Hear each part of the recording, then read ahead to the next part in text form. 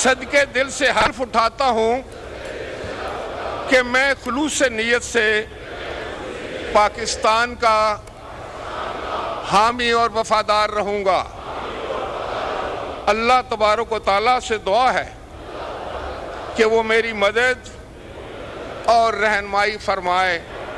आमीन। पाकिस्तान की 16वीं कौमी असम्बली वजूद में आ गई। नौ मुंतखब अरकान ने हल्फ उठा लिया। स्पीकर राजा परवेज अशरफ ने अरकान से हल्फ लिया। अरकान के रोल ऑफ मेंबर पर दस्तखत। ऐवान में नवाज शरीफ और शहबाज शरीफ की आमद पर हॉल नारों से गूंज उठा। नवाज शरीफ ने आसिफ अली जरदारी से मुसाफिहा किया। लीगी अरकान ने कायदे ऐवान के डेस्क के सामने हिसार बना लिया। इजलास से पहले ऐवान में शोर शराबा। सुन्नी इत्तेहाद कौंसिल के अरकान का एहतजाज, नारे लगाए। स्पीकर डाइस का घेराव कर लिया। स्पीकर डिप्टी स्पीकर का इंतखाब खुफिया राय शुमारी से 1 मार्च को होगा। स्पीकर के लिए अयाज सादिक और डिप्टी स्पीकर के लिए गुलाम मुस्तफा नामजद। शहबाज शरीफ को दूसरी बार वजीर आजम बनने के लिए 169 वोट दरकार। नून लीग और इत्तेहादियों को 210 से ज्यादा अरकान की हिमायत हासिल। रेड जोन में सिक्योरिटी के सख्त इंतजाम।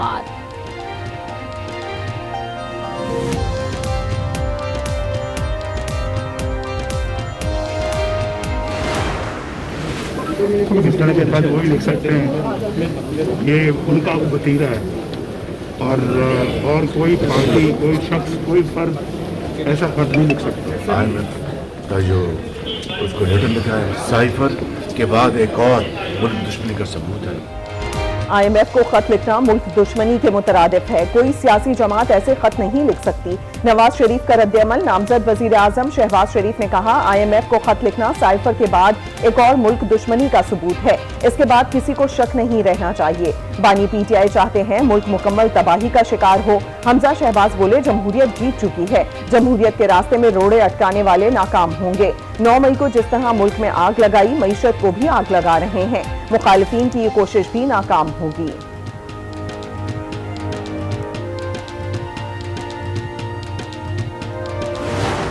ईमान के अंदर मुकद्दस जगह होती है जमहूरियत में, और इसमें सिर्फ उन लोगों के बैठने का हक है जो हकवाम के हकीकी नुमाइंदे होते हैं। और ये PDM हुकूमत तो वो स्ट्रक्चर रिफॉर्म्स पहले भी कर सकती है, एक ही पार्टी कर सकती है, और वो है पाकिस्तान तहरीक इंसाफ।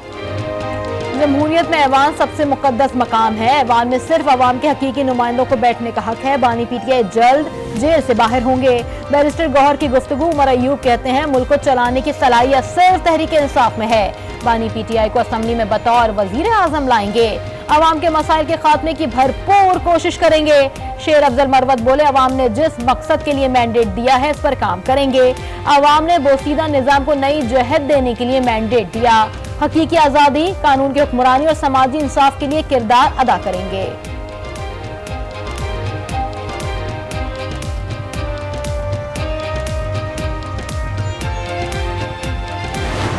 पाकिस्तान की खातिर इंशाल्लाह यहाँ पे पॉजिटिव डिबेट होगी। नेशनल रिकन्सिलिएशन की ज़रूरत है। सबको इकट्ठे बैठ के तल्खियाँ छोड़ने की ज़रूरत है। वो आवाम की उम्मीदों पर पूरा उतर सके, आवाम मुश्किल में और उसके लिए रिलीफ का बंदोबस्त कर सके। आगे पाकिस्तान के वसीतर मफाद के लिए for the stability we are cooperating with each other. Pakistan की खातिर ऐवान में मज़बूत मुबाहिसा होगा। सबको तल्खियां खत्म करके इकट्ठे बैठना चाहिए। अयाज सादिक का मशवरा। कहा, हुकूमत और ओपोजिशन एक गाड़ी के पहिए हैं, ओपोजिशन को साथ लेकर चलेंगे। अलीम खान बोले, पहली तरजीह अवामी उमंगों पर पूरा उतरना है।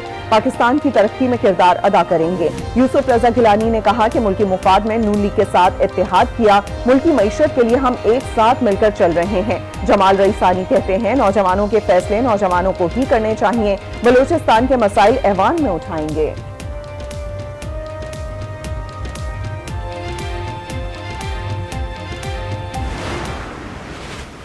हक की जीत हुई है। बावजूद रोकने के, बावजूद जुल्म करने के 100 के करीब आगे हैं। पहले हम आवाम की आवाज़ बनेंगे और आवाम ही की जो है तर्जुमान या मालिमान होनी चाहिए। हक की जीत हुई। जुल्म के बावजूद 100 के करीब अरकान ऐवान में पहुंचे। मजीद अरकान भी जल्द ऐवान में होंगे। अलीम मोहम्मद खान को उम्मीद। जरताज गुल ने कहा, ऐवान में अपने असली रहनुमाओं और कारकुनों की बात करेंगे। लतीफ खोसा बोले, आवाम की आवाज बनेंगे और आवाम की तर्जुमानी होनी चाहिए। हामिद रजा ने कहा, तहरीक इंसाफ से पुरानी दोस्ती है, ये दोस्ती आखिर तक रहेगी। जैन कुरैशी ने कहा, हम 5 साल अपोजिशन करेंगे, गलत चीज बर्दाश्त नहीं करेंगे।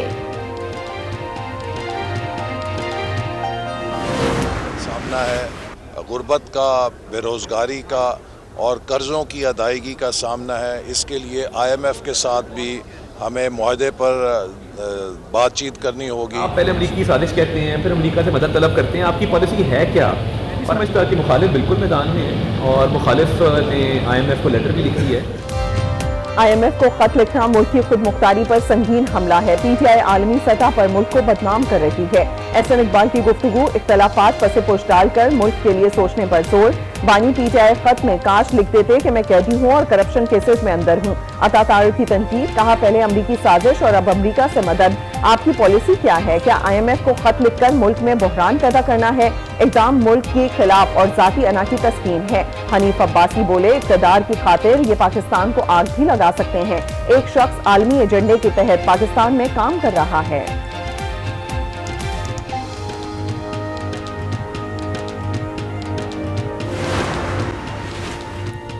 स्पीकर खैबर पख्तूनख्वा के लिए वोटिंग जारी। स्पीकर के लिए सुन्नी इत्तेहाद कौंसिल के बाबर सलीम स्वाति और पीपल्स पार्टी के एहसानुल्लाह मियां खेल मद्दे मुकाबल। डिप्टी स्पीकर का इंतखाब बाद में होगा। डिप्टी स्पीकर के लिए सुरैया बीबी और अरबाब वसीम आमने सामने। JUI का इजलास से बाइकॉट। बलोचिस्तान असम्बली में भी स्पीकर और डिप्टी स्पीकर का चुनाव आज होगा। नून लीग ने अब्दुल खालिक अचकजई को स्पीकर बलोचिस्तान नामजद कर दिया। पाकिस्तान पीपल्स पार्टी की गजारा गोला डिप्टी स्पीकर। निगरान वज़ीर आज़म का लहजा काबिल अफसोस है। सदर मुमलिकत का निगरान वज़ीर आज़म की समरी के लहजे और इल्जामात पर तहफ़्फ़ुज़ात का इजहार। कहा, सदर को आम तौर पर समरियों में ऐसे मुखातिब नहीं किया जाता। निगरान वज़ीर आज़म ने समरी में नाकाबिल कबूल ज़बान इस्तेमाल की और बेबुनियाद इल्जामात लगाए। इंतखाबी बेज़ाब्तगियों से गाफिल नहीं हो सकता। सदर मुमलिकत ने कौमी इजलास की मंजूरी मखसूस नशस्तों के मामले के हल की तवक्को के साथ दी। इलेक्शन कमीशन 1 मार्च को सदर के इंतखाब का शेड्यूल जारी करेगा। इनके तहत कागजात नामजदगी जमा कराने के लिए एक दिन मुकर्रर किया जाएगा। 2 मार्च तक उम्मीदवार अपने कागजात नामजदगी किसी भी प्रिजाइडिंग ऑफिसर के पास जमा करवा सकेंगे। ख्वाहिशमंद उम्मीदवारान कागजात नामजदगी इलेक्शन कमीशन से हासिल कर सकते हैं।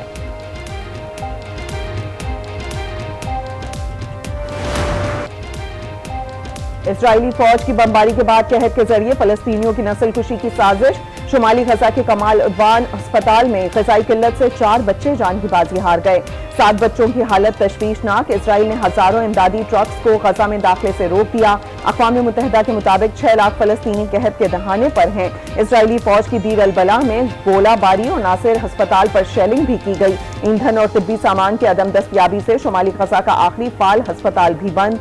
शोहदा की मजमूई कराची से Peshawar white oil pipeline project की मुफाहमती याददाश्त पर दस्तखत। प्रोजेक्ट की सरबराही फ्रंटियर वर्क्स ऑर्गेनाइजेशन ने की। 427 किलोमीटर तवील पाइपलाइन से कौमी खजाने को अरबों रुपए की बचत होगी। पाइपलाइन मंसूबा पेट्रोलियम डिवीजन और खुसूसी सरमायाकारी सहूलत कौंसिल के अज़्म का सबूत।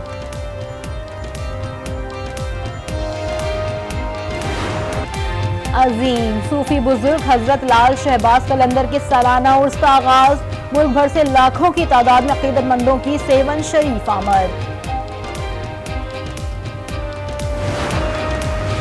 DGPR के रफीउल्लाह की खिदमात भी PCB के सुपुर्द। कैबिनेट डिवीजन इस्लामाबाद ने नोटिफिकेशन जारी कर दिया। मजीद ब्यूरोक्रेट्स की भी PCB में तकर्रुरी का इम्कान। PSL 9 के दिलचस्प मुकाबले जारी। आज कराची किंग्स और कोयटा ग्लैडिएटर्स आमने सामने होंगे। मैच शाम 7 बजे कराची नेशनल स्टेडियम में शुरू होगा।